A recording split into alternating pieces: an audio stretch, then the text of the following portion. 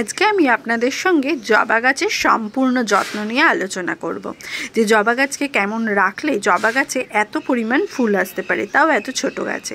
তো কিভাবে যত্ন নেবেন, কি ধরনের খাবার দেবেন, সমস্ত ইনফরমেশন থাকবে আজকের এই ভিডিওতে। তো চলুন দেরি না করে ভিডিওটিকে শুরু করা যাক।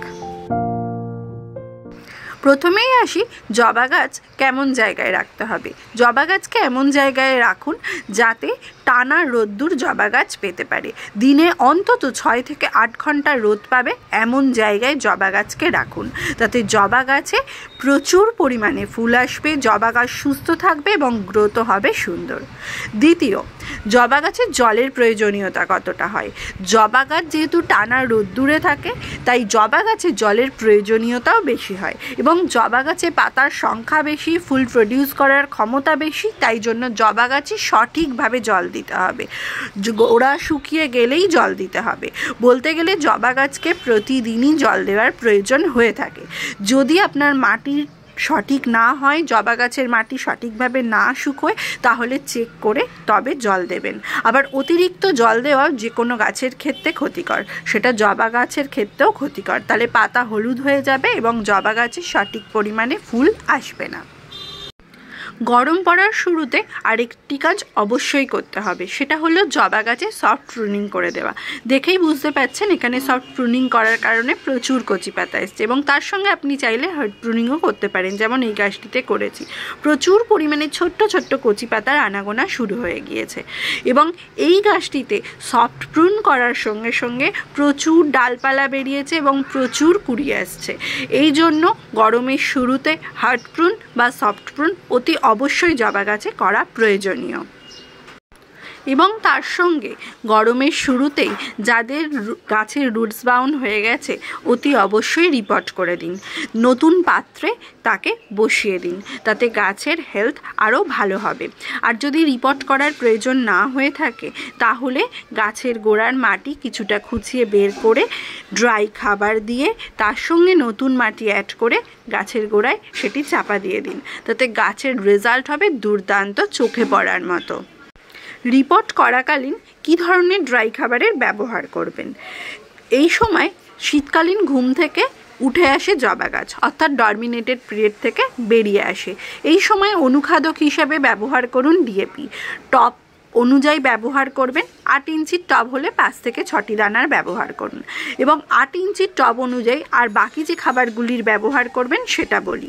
এখানে ব্যবহার করুন 1 টিস্পুন লাল পটাশ আর 1 টেবিল স্পুন বনডাস্ট, 1 টেবিল স্পুন নিমখোল আর 1 টেবিল স্পুন কম্পোস্ট, যে কোনো ধরনের কম্পোস্ট সার মিশিয়ে এর রিপোর্টের সময় দিয়ে দিন। তাহলেই দেখবেন জবা গাছে অতি চমৎকার রেজাল্ট চোখে পড়ছে। আর ড্রাই খাবার জবা গাছে মাসে একটিবার ব্যবহার করবেন, তাতেই দুর্দান্ত রেজাল্ট আপনার কাছে আসবে। এবারে আসি, এই সার তো গেল রিপোর্টিংয়ের টাইমে। এবার আমরা বাদবাকি আর কি সারের ব্যবহার করতে পারি যাতে এর রেজাল্ট ভালো হবে। আমরা বাড়িতে ঘরোয়া উপায়ে একটি সার তৈরি করে নেব এবং এটিকেই আমরা জবা গাছে 15 দিন অন্তর ব্যবহার করব এবং এর রেজাল্ট হবে খুব সুন্দর। সেটা আপনাদের সামনে উপস্থিতি রয়েছে। তো কি ধরনের খাবার আমরা ব্যবহার করব চলুন দেখে নেওয়া যাক। প্রথমেই আমরা 2টি পাত্রে 1 লিটার করে জল নিয়ে নিয়েছি। এবারে এই পাত্রটিতে আমরা ঘরে থাকা কিছু জিনিস ভেজাবো। প্রথমে আমি ভেজাচ্ছি এটিতে কলার খোসা এবং পরের পাত্রটিতে আমি ভেজাবো হচ্ছে পেঁয়াজের খোসা। এই দুটিকে ভিজিয়ে রাখলাম। এই দুটিকে আমরা 2 দিন পর নেব। এই 2 দিন এরা ভিজবে এবং অতি অবশ্যই এদেরকে খোলা অবস্থায় রাখবেন না। তার পরিবর্তে আপনারা এদের ওপরে একটি চাপার ব্যবহার করবেন এবং এই চাপা দিয়ে একটি ছায়াদার জায়গায় অতি অবশ্যই রেখে দেবেন। দেখা হচ্ছে 2 দিন পর। ফিরে এলাম 2 দিন পর। দেখা যাক আমাদের সারটা কেমন রেডি হয়েছে। তো কলার খোসা পুরোপুরি জলে মিশে গিয়েছে এবং দেখা যাক পেঁয়াজের খোসাটিকে, এটিও ভালোভাবে মিশে গিয়েছে। তো এগুলিকে ভালোভাবে ঘুটে নিলাম, এর সঙ্গে সমস্তটা মিশে গেছে। এবার চলুন এটিকে নিয়ে নেওয়া যাক। তো তার এইগুলি পুরোপুরি নেওয়া হয়েছে। কলার খোসায় রয়েছে পটাশ, যেটা জবা গাছ খুব পছন্দ করে। পটাশ জাতীয় যে কোনো খাবার জবা গাছের অতি পছন্দের। এতে গাছের গ্রোথ ভালো থাকে, ফুল আসে প্রচুর পরিমাণে, গাছ খুব হেলদি থাকে। তাই কলার খোসা এখানে ব্যবহার করছি অর্গানিক সার হিসাবে, অর্গানিক পটাশ পাওয়ার জন্য। তো এই জন্য কলার খোসা আপনারা ব্যবহার করুন। এখানে রয়েছে হচ্ছে পেঁয়াজের খোসা। পেঁয়াজের খোসাতেও পটাশ থাকে কিছুটা পরিমাণ, কিন্তু পেঁয়াজের খোসা ব্যবহার করার মেন কারণ এতে কিন্তু প্রচুর পরিমাণে পোকামাকড়ের উপদ্রব থেকে রক্ষা পাওয়া যায়। আর দুটোতেই যেহেতু পটাশ রয়েছে, একসঙ্গে মিশ্রিত করে এটির ব্যবহার করলে গাছে ভীষণ ভালো রেজাল্ট দেখা যায়, সেটা আপনারা আমার গাছে দেখতেই পাচ্ছেন।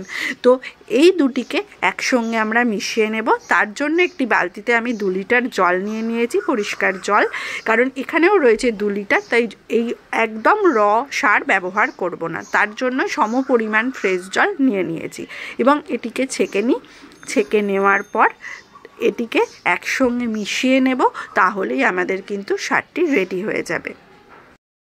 এবার এখানে আমি এই পেঁয়াজের খোসা ভেজানো জলটাকেও নিয়ে নেব।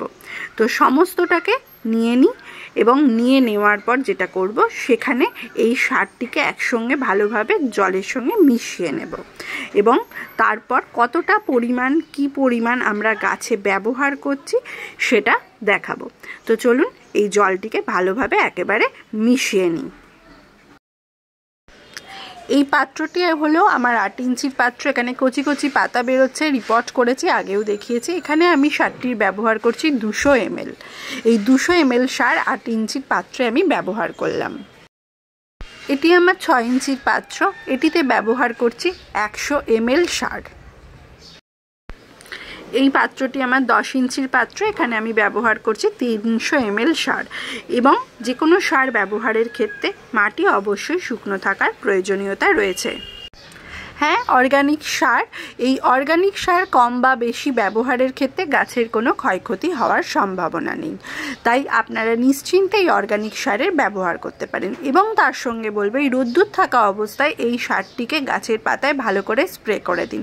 এতে গাছ ভালোভাবে পটাশও পাবে এবং তার সঙ্গে পেঁয়াজের খোসা থাকায় পোকামাকড়ের উপদ্রব থেকেও রক্ষা পাবে। তো এইভাবে আপনারা জবা গাছের অবশ্যই ভালোভাবে কেয়ার করুন। আর এই ভিডিওটি যদি আপনাদের ভালো লেগে থাকে, অবশ্যই একটি লাইক এবং সাবস্ক্রাইব করে দেবেন। দেখা হচ্ছে নেক্সট ভিডিওতে।